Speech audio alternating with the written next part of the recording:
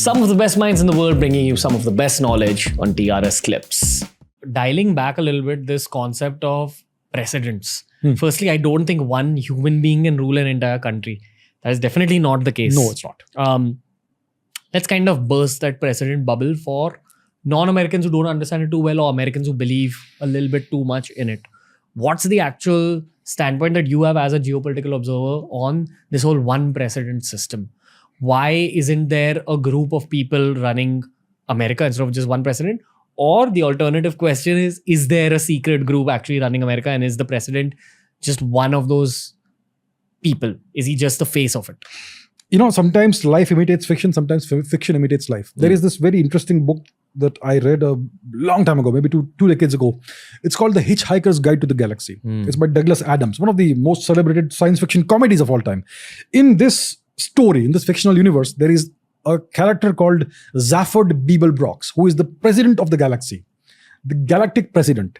His job as president is to divert attention from where the real power lies with his antics. So I know it's fiction, but there is always a grain of truth in a fictional story.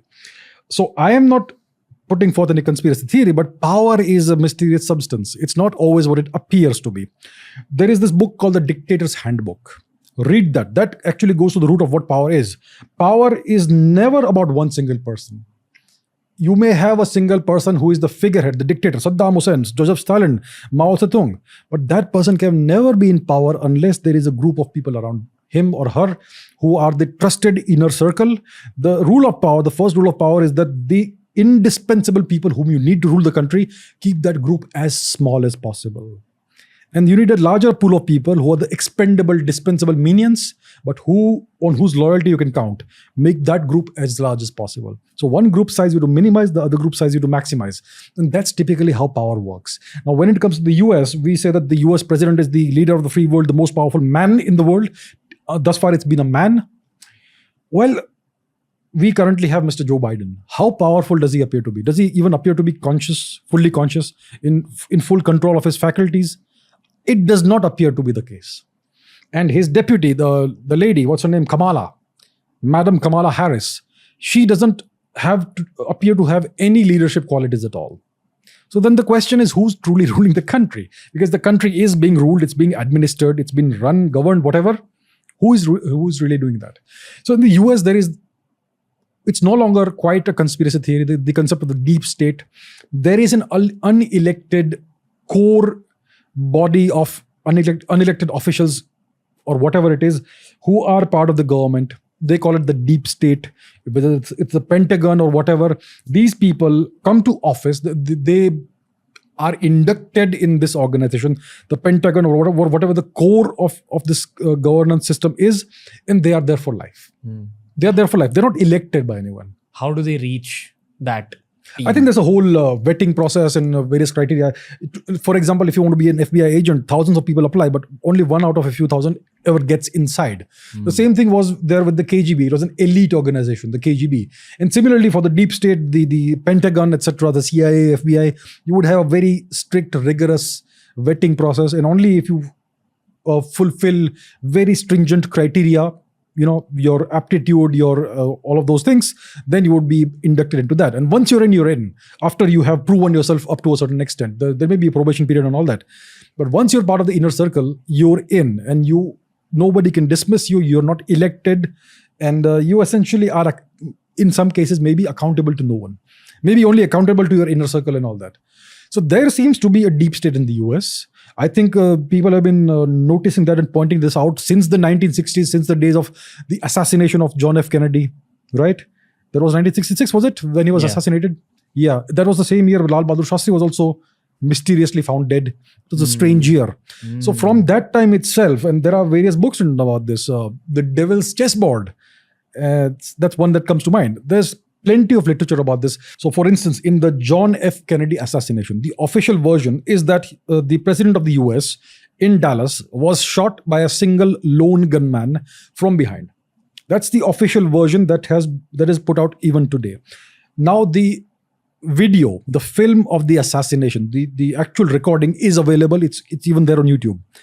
They say that he was shot from behind. from up there on a building. If you see the film of the assassination, you will find that when the motorcade comes into view, he's already clutching his throat, like something's hit him here. And then there is the kill shot, which is something I would not recommend anybody should watch. It's terrible. His head explodes in a cloud of blood and brain. And the impact of the bullet is from the front. His head whiplashes backwards like this. So clearly he was not shot from behind. Clearly. I mean, it's there for everybody to see. So they have been hiding the truth about the assassination of their own president. And God knows what else they've been hiding. Why did they want to kill him? Now, these are conspiracy theories. I don't have the answer, but people have various theories.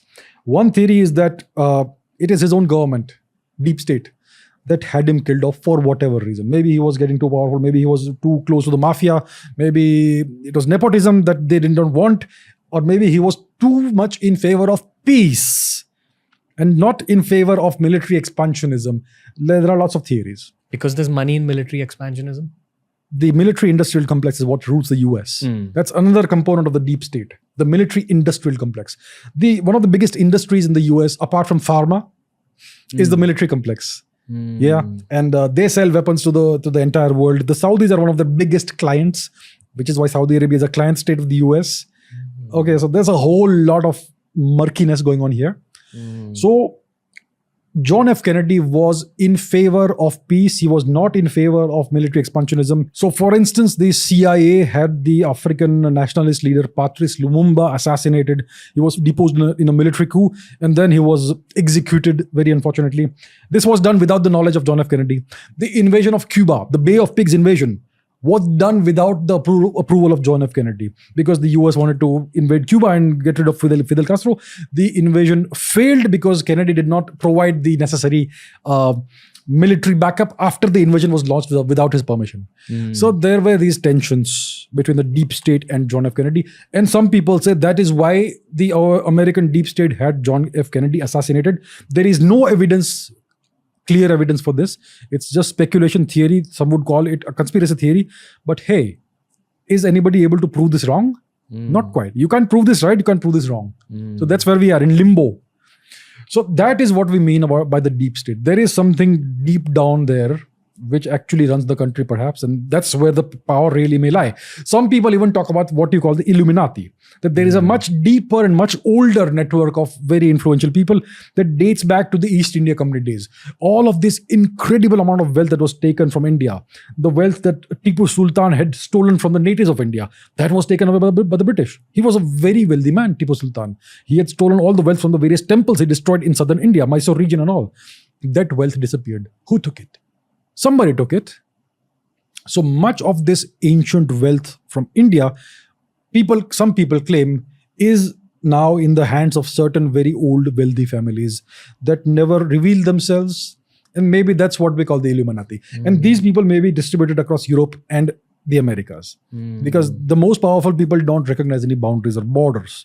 That's only for common small people like us, right? And they also say the actual richest people in the world aren't on the world's rich lists. No, of course they won't be on the rich list. Those are the chota mota log, the small fry, the small fish, the ones who are on the rich list. And the ones who are on the rich list, the top 2%, they aspire to move to the next level, to achieve nirvana and go to the higher plane of existence among the true rich. So that's what people claim, that these are the conspiracy theories out there. Thanks for watching. Make sure you check out the entire episode and also check out this playlist that we've curated just for you.